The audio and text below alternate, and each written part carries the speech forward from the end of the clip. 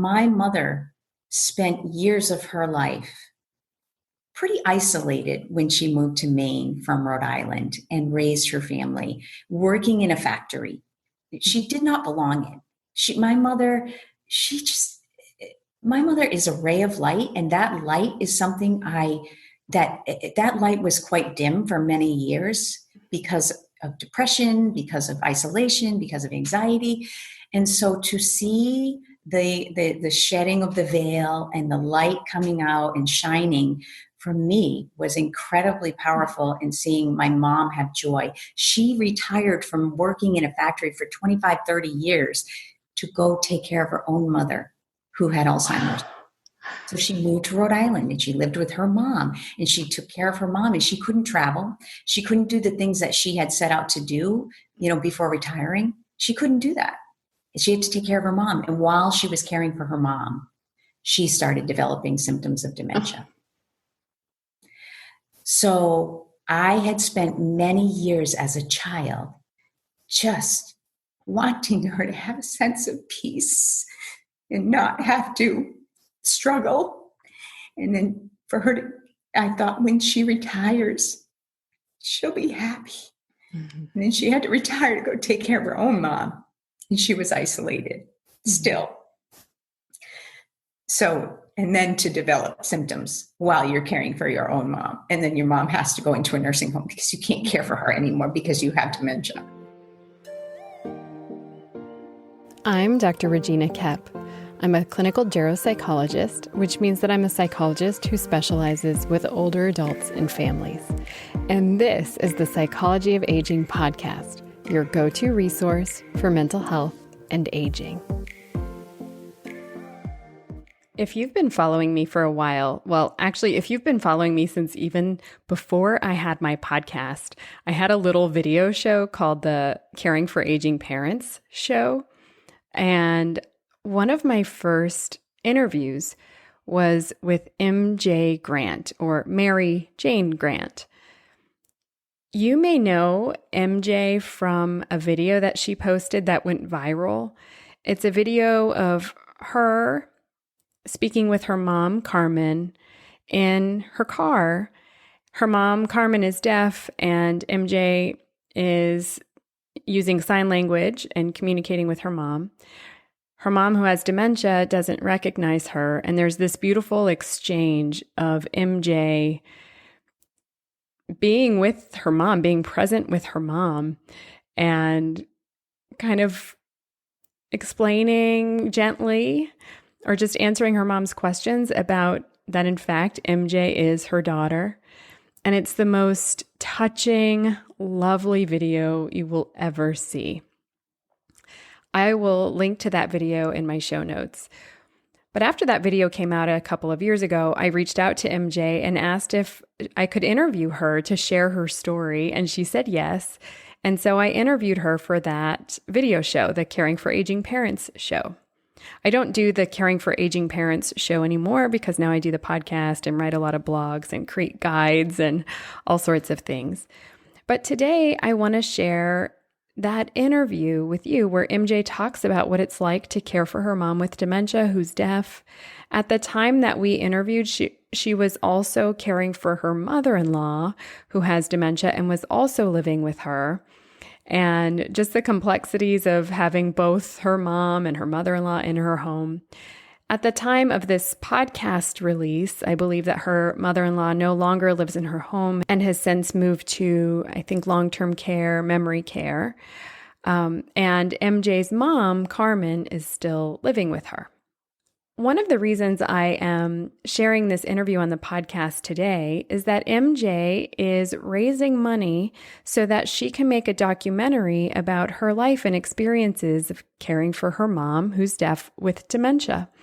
And one of the reasons I think this video and this documentary is so incredibly important is that caregivers often say, and people living with dementia often say, and the deaf communities often say that they are left out of many conversations, that they are kind of discarded from society and pushed aside. And the more we can share caregivers' stories, family stories, stories of people living with dementia, stories of relationships, the better. I think when one person in the family has an illness like dementia is an illness, the whole family experiences that illness. And so I love the idea of a documentary because it shares the full family experience. So in MJ's home are her mom, herself and her husband, her children. MJ has 4 children.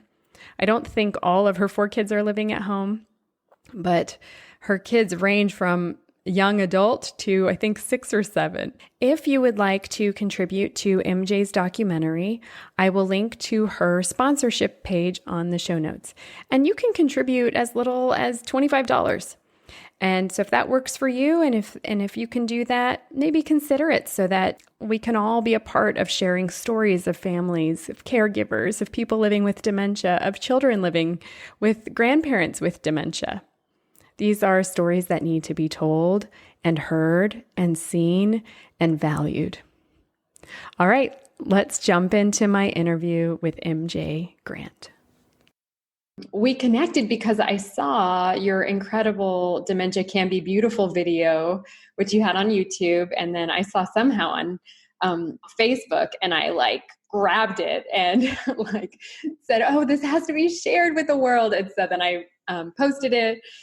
And then I've been using it when I teach different groups that are caring for folks with dementia. And there's not a dry eye in the house when I show the video. And so I was wondering if you could talk a little bit about how you made that video and the significance of that video to you and your mom. Well, I guess, when I initially created the video, prior to that, I was already starting to post a few things here and there on my Facebook account to share about my mom and the experience of her being in a memory care facility because she is deaf. She has dementia. And at one point, we did have to move her into a memory care assisted living facility. And she was experiencing isolation, even though there were a lot of, staff there and there were a lot of residents. She was just lonely. And because nobody signed, she didn't have a lot of visitors who were deaf coming to visit her. So she didn't have a ton of interaction with her peers. And I just started to feel every time I went to visit her, she would say, everybody's talking and I don't know what they're saying. And I'm, just sort of left out. And it broke my heart. So I started posting videos to not only create awareness, the goal was to, can somebody visit her? Can somebody who uses sign language visit my mom? And so months after that, we basically ran out of money because it's expensive. And if you don't have a lot of money, you can't really afford to have somebody in a place like that, if you want really good quality services. And so when we ran out of money, we had to move her back into my house. She had been living with me prior. So we moved her back into my home. And so she was reacclimating to living with us. And at this point, so when the video came out, it was in January. She had moved in at the end of December. It was after Christmas. And she hadn't at that point forgotten who I was, that I can recall. I don't remember her, looking at me, not being sure of who I was, but I remember that day specifically when we were driving, I was bringing my daughter to pick up her car that she was purchasing. And I decided my mother loves the beach. And I have this sort of drive to just expose her to everything she loved so much, that she really didn't get to experience because of other things I can share with you later. So I really wanted to bring her to the beach and she could, feel that sort of healing energy that you get at the beach. And while we were driving there, she started talking about me as if I wasn't there. So she was saying my daughter MJ and Luann. And so I parked the car and I had the camera running because I started documenting quite a bit. at that point already. And I was finding a lot of, there was a lot of healing coming from just documenting and taking pictures and documenting a story for myself and sharing some of it. So I was already running the camera, and I decided to ask her, where MJ was, to see what she would say. I figured she might say, she's right, you're MJ, but she didn't. And so at that point, that sort of started that whole conversation that you would see in the video. And it was such a sweet moment, because when she discovered that I am MJ, which she does all the time now, is not uncommon for her to go, oh, I'm so surprised, everything is just such a surprise. But that moment, she just reached out and hugged me like, oh, my baby, Oh. And it was so special. And I never imagined it would get the attention it received. Never. When I posted it, I thought, okay, my friends on Facebook are going to see my sweet mom, and this sweet moment. But it went, whew, like as it should. Incredible. As it should. I didn't understand it. At first, I didn't really understand why. I thought, okay, is it because of the fact that she's deaf? Is it because we're using sign language? Is it because, what is it? And then about a month ago, I looked at it again, and it's been several months now. And I think I realized why. It's like, oh, there's something really incredibly special about this moment that the world saw. Mm-hmm. And I experienced it to be a little bit different than what the world experienced. But in that moment, about a month ago, when I saw that, I'm like, okay, I get it now. Yeah. What stood out to you as the special or the tenderness? The level of presence.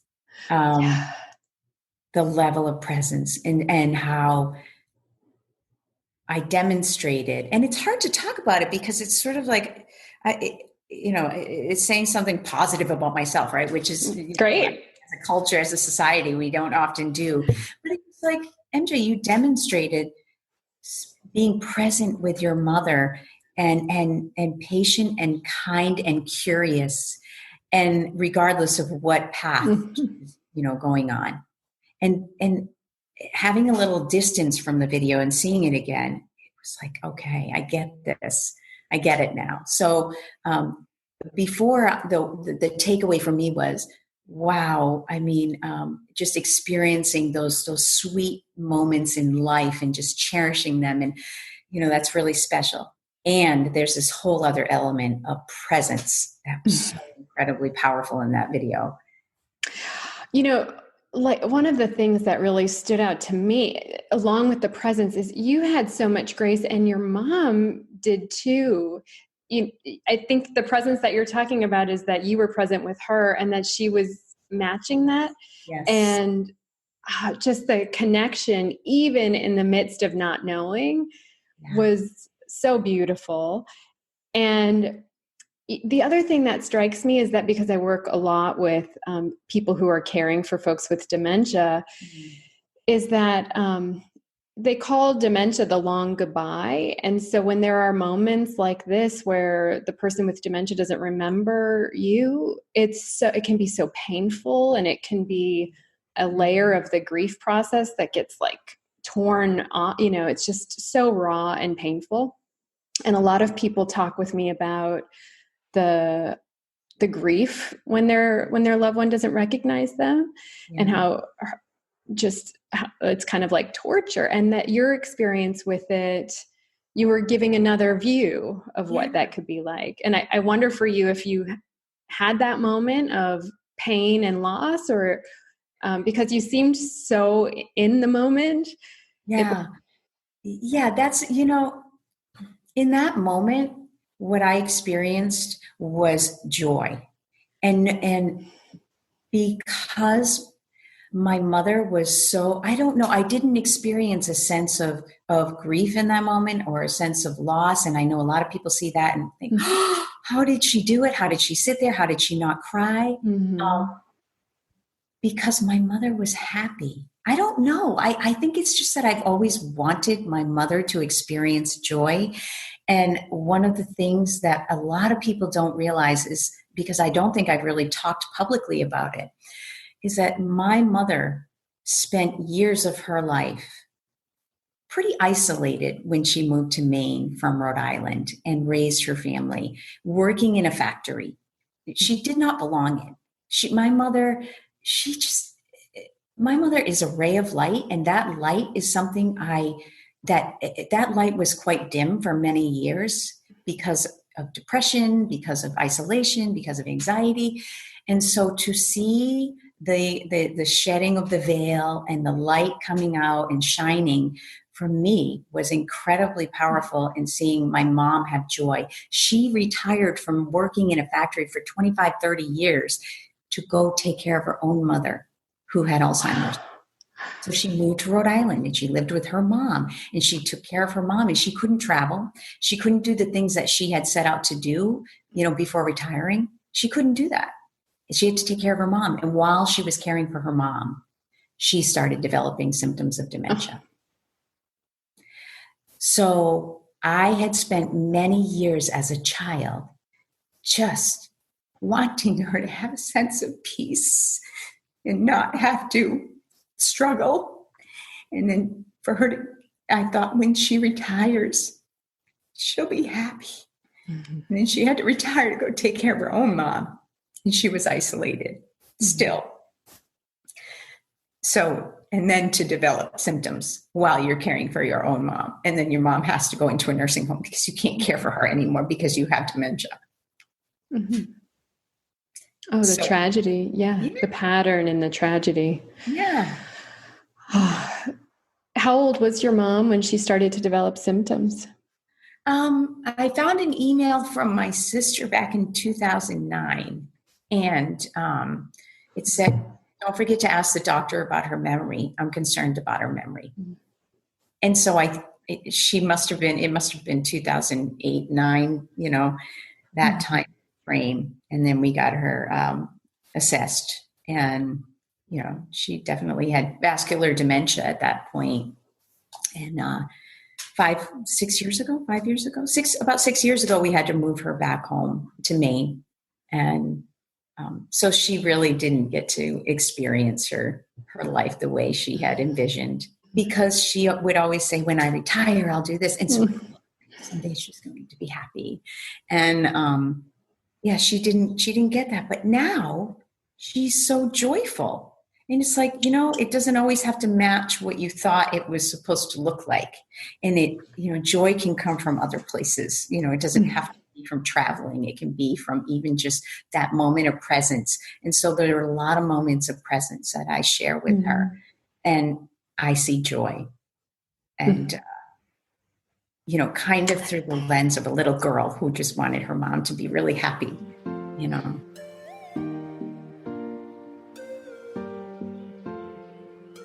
What was your mom like when you were a little girl?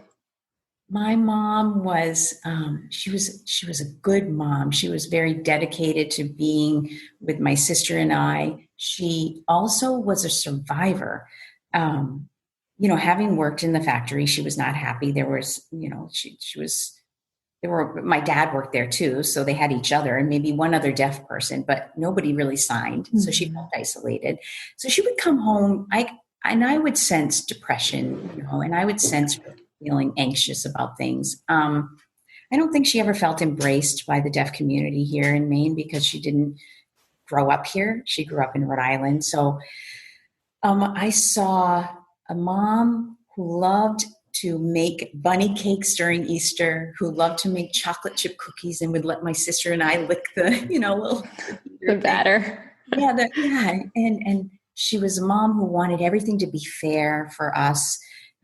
She was a mom who genuinely, really, truly loved us. She had patience to the point of maybe being too passive, And so she had these 2 kids who were sort of running amok and like taking control of everything. And she was just trying to manage that. And she's kind and very, just very loving. And her big thing was, it's okay. It's okay. Even though I know there was a storm going on inside of her, and she would just try to bring it down and bring it. It's okay. Um, She so was so soothing, it sounds Yeah, like. she was. Yeah. She wasn't the mom who would go to your soccer games. She wasn't the mom who would go to your school play, even though she actually, no, she did. And I think the reason why she didn't go to a lot of events is because there were not interpreters. So she was often just sitting, so she would sometimes forget to pick us up at school. I mean, I think she was going through her own struggles with depression. She would forget, and we'd come home and we'd be knocking on the door and it would be locked because, she didn't leave it unlocked for us or things like that. And I look back and think that was in part because of her own sense of being overwhelmed. And she was incredibly kind. There was not a bad, she didn't have anything. She doesn't have a spiteful bone in her body. She doesn't have a hurtful bone in her body. She just wants goodness. That's what she wants, Wow. So, there's so many things are running through my mind about what I want to ask you, because you have so many of the similar qualities. You have, you've witnessed your grandmother and now your mom, and now you're caring for your mom, and your mom cared for her mom. And there's this generational pattern in your family, and you're in line. Yeah. And there's that, and then there's a similarity there, and then there's a similarity in your kindness and in your presence. And it's just remarkable to me reflecting on that, all of these, while you get the generational pattern of caregiving, you also get the generational pattern of kindness and peace and love. I feel that. That's what I witnessed with her taking care of her mother. She was kind, patient, gentle. That's what she is. She's gentle. And I saw that for many, many years and somehow internalized a lot of that. Thank goodness. I don't think any of us set out, thinking, okay, I'm going to take care of my parents someday. Oh. We don't think that. I thought, I've been a mother since I was 19 years old, going on 20. I thought, okay, when my kids are older, I'm going to live my life and do all of these things. I never thought I would be taking care of my parents ever. So there was a little bit of struggle there for me. And then when I started to really remember how she treated her own mom, I watched my aunts, care for their mother as well. And it's like, okay, you can either resist this or you can embrace this. Which one is going to make you feel better here? So how many years now have you been a caregiver? We moved her back here. I started going to Rhode Island to help her out with her appointments around 2009-ish. And then we moved her back here the same year I had my daughter, who's now 5. So in about 2014. So it's been about 5 years since I've really been, having to monitor and having to make sure that bills were paid. And, my sister and I really had a hands-on kind of approach with her. She did live by herself for about a year in an apartment when we first moved her back to me. But we had hired a woman who's deaf to come help out and things like that. So it's been, 5 or 6 years. Mm-hmm. And from independent living to assisted living to living with you. Yes. Independent living to meeting a man who she knew for many years. And so she developed this really nice friendship relationship kind of, dynamic. Yeah. And then moved in with him. And I think he started to realize, okay, she's really progressing. And I realized that too. And I said, we need to take over. And that's when we moved her into my house initially. And she lived with us for about a year or so before she moved into the memory care assisted living facility, and then back with us again. How long has she lived with you this time? Since we moved her in December 28th. So, we're going on a year soon in December. Is she still in contact with her friend, the man that she lived with? She doesn't remember at all when she sees him. she looks at him, and I think sometimes she knows him, but for the most part, she's totally forgot that dynamic. She doesn't remember living with him, none of it. And to be honest, I'm glad, because I think it was really hard for us to move her out of there. That was a really hard decision, because I felt like I was ripping her away from something where she felt love, felt loved and cared for. And I was pulling her away from that. Oh, and an independent life. Yeah, with connection and intimacy. Right. So now it's been almost a year that she's lived with you. And so how did you and your husband make that decision? Well, we, at this point in our life, it's just, we have to do what we have to do. We've done it. We did it once before. And we knew that it was necessary. And then, something happened where we had to take his mom in too. And it's sort of like, you just do what you gotta do, and you try to make the best of it, do the best you can, because neither one of us are going to resist reality. We don't want to suffer. We don't want to be, angry. We don't want to feel, we want to live a good life, a happy life. So you just do what you have to do. That's sort of the motto in our house. Yeah. Well, that is incredible, because it's hard to transition from having, living a pretty carefree life to living a life of a caregiver is really tough. Really tough, because now, we can't really go anywhere together unless we arrange for people to come to the house. And then we have to arrange, because his mother is living with us too, and she has dementia. She's not deaf. My mother's deaf and needs access to communication, right? So if we hire a woman, or somebody who's deaf to come into the home, then we're dealing with, how is his mother going to communicate with this person? So we have to think about all of those things. So most often it's just me going somewhere, coming home, and then he can go somewhere and come home. And maybe we'll have a date night. Highly doubtful. It's just doesn't really happen. God, yeah. And then not only that, arranging companions or caregivers for your moms, it's also for your kids, because you have a 5-year-old. We have a 5-year-old, and thank goodness for my dear friend, Sarah Jane. She is a godsend, and she has basically helped to raise our daughter. And so she's been like the person who watched my daughter when I would go to work. So she's the person we would ask, because she has a daughter, and my daughter's good friends with her daughter. They're like, we don't have to worry about that part. She's always there. Yeah. Nice. So you have a village. Yes. Absolutely. But you're really in the sandwich. You're smashed right in between aging parents and kids. And I think to myself, what's going to happen? I try not to project too much in the future, but what's going to happen when this is all done? Yeah. Yeah. What do you mean by this is all done? Which part? When I'm no longer caring for parents. As it is, we were helping to care for my dad by going to his home. He developed an illness, and this was all happening at the same time. And then once he passed, it was like, whoa, space. What do you do with that space? Of course, there's lots of things that can drop into that space, but it was just such a,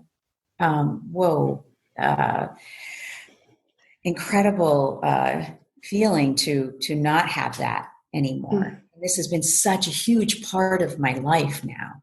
I wonder what it would be like. I don't know if I would experience that sort of crash and depression, or if I would just bounce right back and say, this is life and we keep going.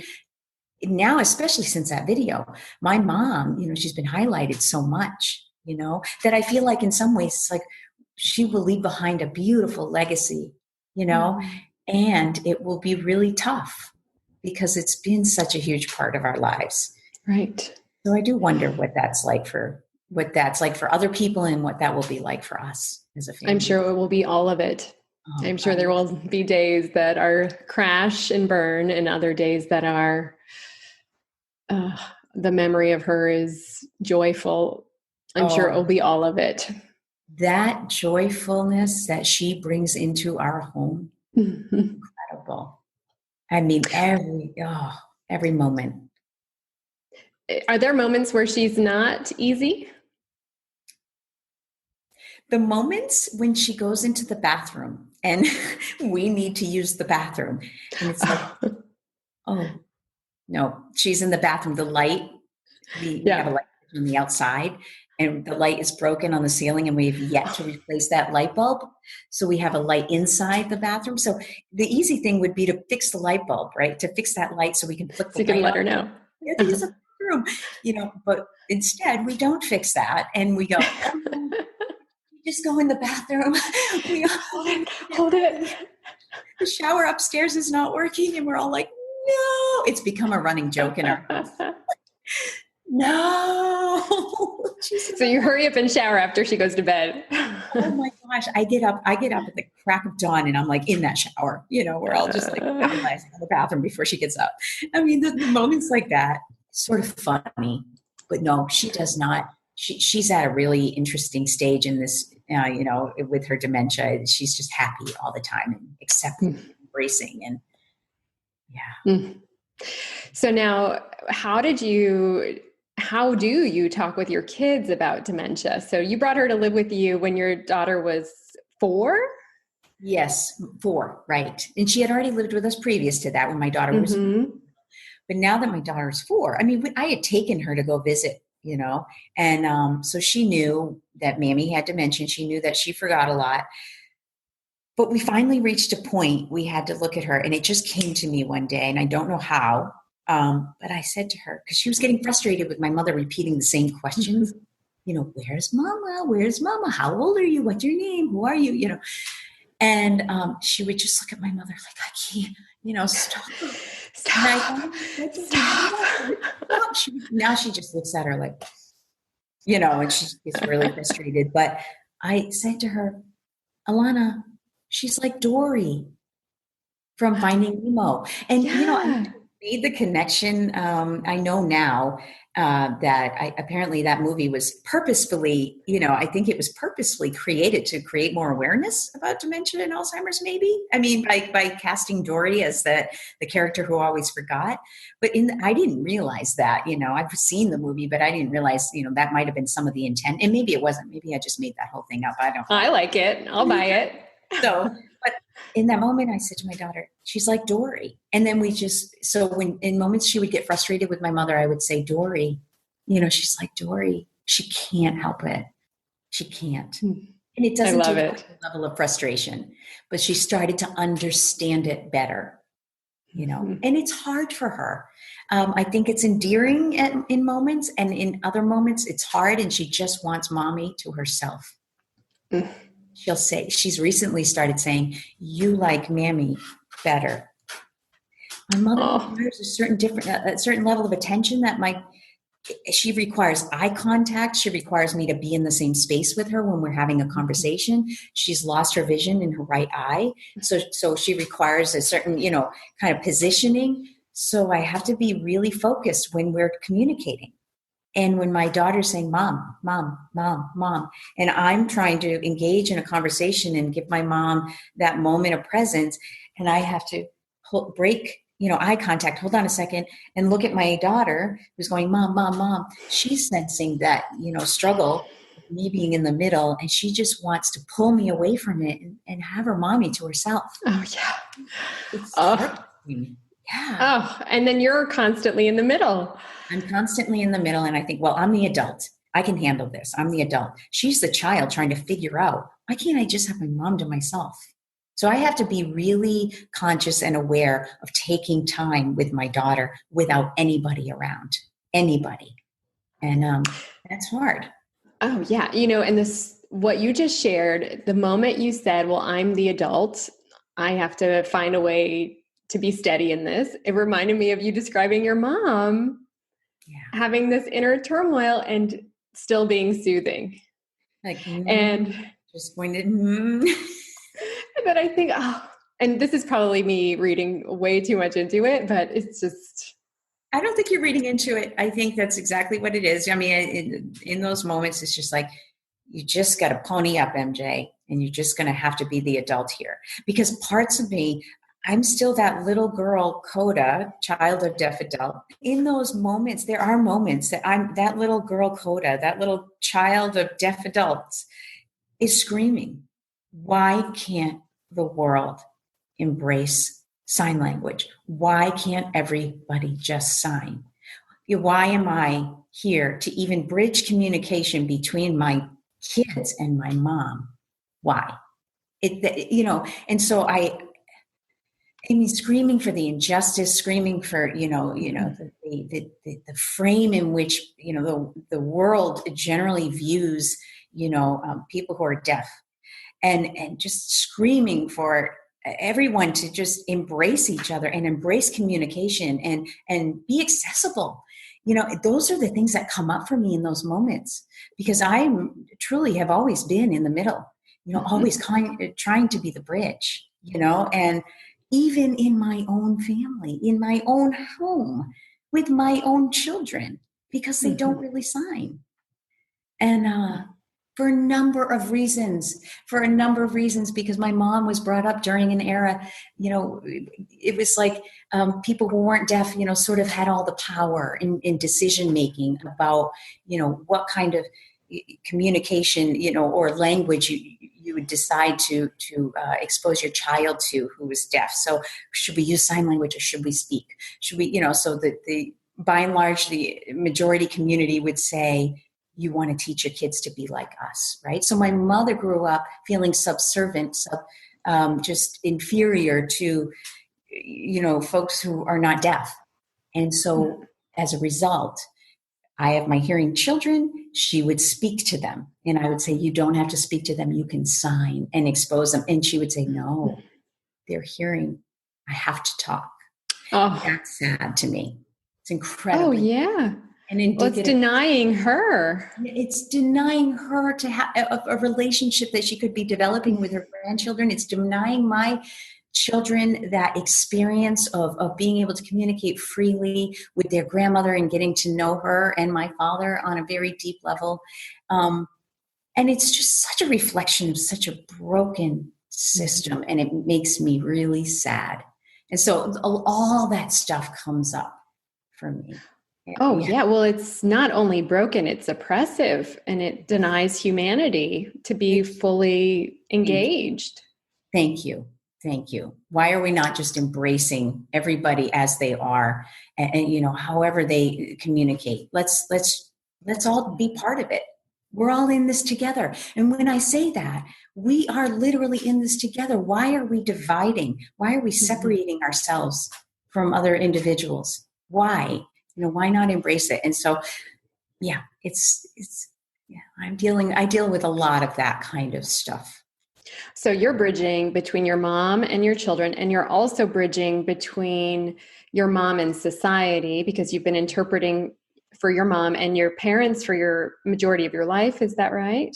Well, I spent a lot of years as their interpreter. Yeah. I mean, now it's different, because I try to really make sure that there are interpreters at their appointments, but I still aid in communication, making sure that there's understanding and all of that. But yeah, I've been bridging my entire life, Yeah. Well, now you're bridging more than between hearing and deaf people. You're bridging life experience, and from life to death, and from illness to wellness. I mean, just that you're caring for two mothers who have dementia and are working on your own wellness. I mean, you're bridging so many worlds. It's just such an important thing to share. So I really hope people follow you and find you, and we'll make it easy for them by linking in the show notes. Yeah.